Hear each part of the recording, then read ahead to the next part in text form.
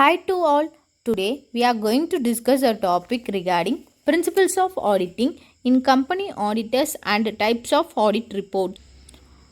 Let me explain the definition of auditing in simple terms. Auditing is the systematic process of examining an organization financial records, and then the main purpose of auditing is to provide an opinion of financial statement is true and fair view of the financial position and performance. The auditing is also helps to detect and prevent frauds, errors and mismanagement of the company. Next topic is about objectives of the auditing. Primary objective, expressing an opinion. Expressing an opinion means to give an independent opinion on the financial statement is true and fair view of the company's financial position and performance of the cash flow in the accordance is applicable to the financial reporting and framework.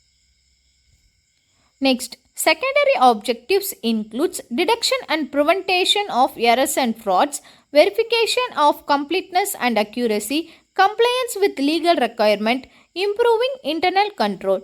Detection and prevention of errors and frauds means the auditor should examine the financial statement and underlying the records to identify any material is misstatement that may arise due to errors and frauds of the mismanagement.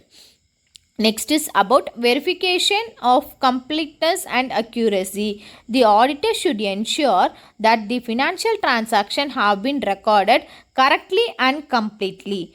Compliance with legal requirement means the auditor should verify whether the company complies statutory regulation, accounting standards and other legal obligations.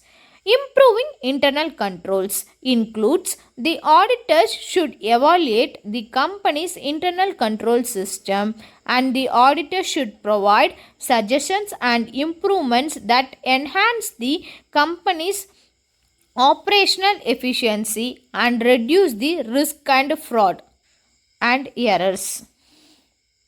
Next, specific objectives includes ensuring proper disclosure, fair valuation of assets and liability, ensuring consistency. Ensuring proper disclosure means the auditor should check whether the financial statement is adequate of the informed decision.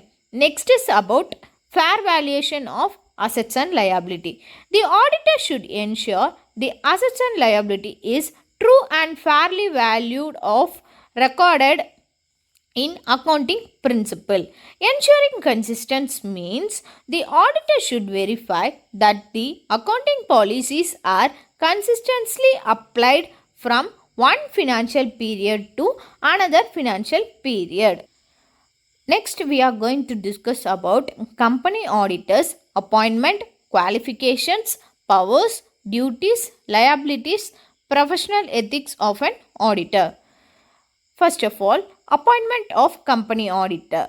Appointment of company auditor is nothing but the company auditor should be appointed shareholder in the annual general meeting AGM. AGM is known as annual general meeting of the company's term of 5 years and also be appointed by the board of directors or the central government.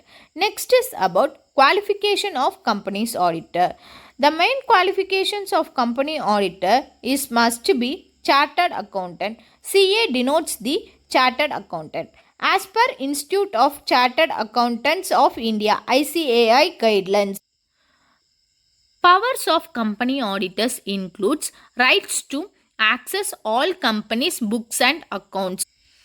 The company auditors have all rights to use company's books and accounts. Next point is about power to obtain information and explanation from company staff. The auditors have the power to give such informations and explanations of the company staffs regarding company's auditing. Next is about writing to attend and speak the AGM. AGM is known as annual general meeting. Duties of company's auditor includes examining the financial statement to ensure accuracy and compliance with law. Duties of company auditors includes that the auditor's financial statement must be accuracy and compliance of law. Next, they will prepare and present the audit report to the shareholders, and then the auditors deduct the report of fraud if any is applicable. Liabilities of the company's auditor includes civil liability, criminal liability, and professional negligence. Civil liability means if the auditor negligence leads to financial losses of the shareholders, they can be held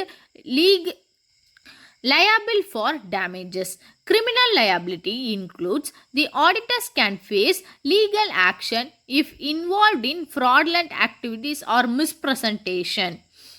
Next is about professional negligence. If an auditor fails to perform their duties in proper way, they could face professional disciplinary action. And then next slide is about professional ethics of an auditor. Professional ethics of an auditor means the auditor must act without bias or conflict of the interest. The auditor should not be act bias of the company. Next, integrity. Integrity means the auditor must maintain honesty and strong moral principle. Next, confidentiality means the auditor must disclose information obtained in the course of their work unless legally obligated. Next is about professional behavior. Professional behavior means the auditor should act within the law and regulation to avoid actions that discredit the profession. These are the professional ethics of an auditor. Next is about audit reporting and its type. It is the very important topic. Audit reporting is an audit report is the financial output of the auditor's examination of the company's financial statement. Next is about audit report and its type. Audit report means the company report. It is a formal document that can summarize the company's financial position and provides the expert opinion on their accuracy, activity on accounting standards of the company. And then an audit report, it is the final output of the auditor's examination of the company's financial statement. It is a clear about financial position of the company. For example, any enterprise, that audit report is the key deliverable which shows the end result of the entire audit process is known as the audit report. And then types of audit reports are unqualified audit report. Unqualified audit report is also known as clean audit report. The audit report concludes that the financial statement give a true and fair view of the company's audit report.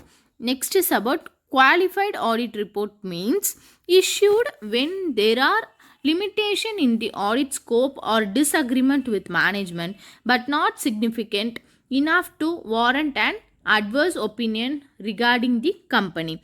Adverse audit report includes the auditor believes that the financial statements are misstated and do not repeat a true and fair view of the company's audit. Next, disclaimer of an opinion means it is the auditor should unable to form an opinion due to lack of sufficient evidence or audit scopes are restricted. So they give the disclaimer of the opinion. These are the types of audit reports. I hope you understand this video. Thank you.